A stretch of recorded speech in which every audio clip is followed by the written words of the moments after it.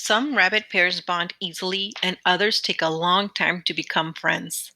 That night, I put Be Yourself and You Got This back into the windowsill with the rest of my rock collection. I felt I'd failed at both of them. I didn't get school at all, and I didn't even feel possible to be yourself. For tomorrow, I needed something easier. Maybe keep going. That rock came from the top of Mount Kata, Kata, Kata, Katahdin. Dad, Owen, and I climbed that mountain one day, and it was a hard hike at the top. I wanted to give up and sit by the trailside and wait for them to come back down. But Owen said, keep going. And I did. Keep going felt like work, though. Don't quit, even if you want to. I wondered how long mom would make me go to public school before I could change my mind and go back to homeschooling. Lappy hopped over to a sweatshirt I left on the floor and dug at it until it was bunched up like a nest. Then he flopped in it. It felt warm and safe to have Lappy here, like I didn't have to face all these hard things by myself. Mom has said not to get attached to him, but I'd been carrying a hole inside me since Owen went off to school last year, and this little rabbit had jumped right into that hole and made himself at home. I smiled at Lappy, chewing the tag off my sweatshirt. Maybe Papier really had sent me some rabbit magic. Tomorrow, if I got scared or sad, I could just think of him waiting for me like my own little furry happy ending. I imagined the people at school as characters in Papier's stories. Miss Hutton would be a beaver, always working hard. Miss Martell would be a hummingbird, flittering around the classroom. Iris might be a skunk, friendly but not always. Leah seemed like a pretty deer.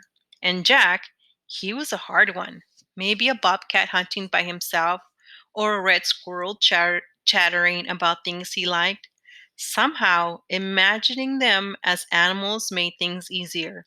I tossed keep going on my bed next to my backpack for tomorrow and settled down to do my homework.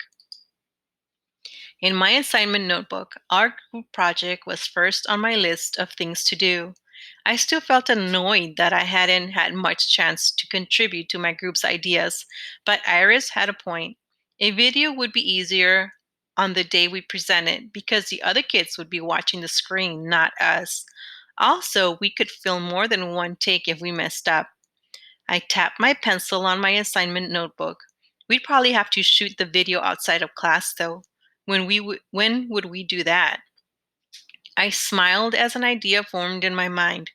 What if I invited my group over to my house? Even if we introduced each other in pairs on the video, there was no reason we couldn't film it together.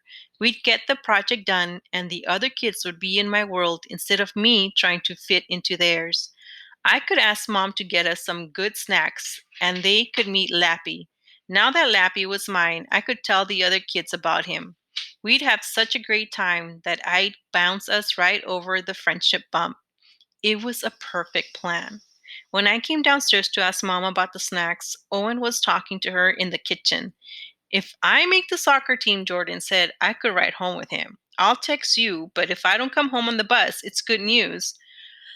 Okay, mom said, fingers crossed. I'll be anxious to hear all about it. Mom, I'm going to invite my group project kids over, I said. Can you buy some good snacks? Sure, she said. What day are they coming? I hope tomorrow. I was so excited to invite Iris, Leah, and Jack to my house. We'd have fun and they'd fall in love with Lappy just like I did. After all, who wouldn't want to spend time with a cute rabbit? He'd be my furry secret weapon.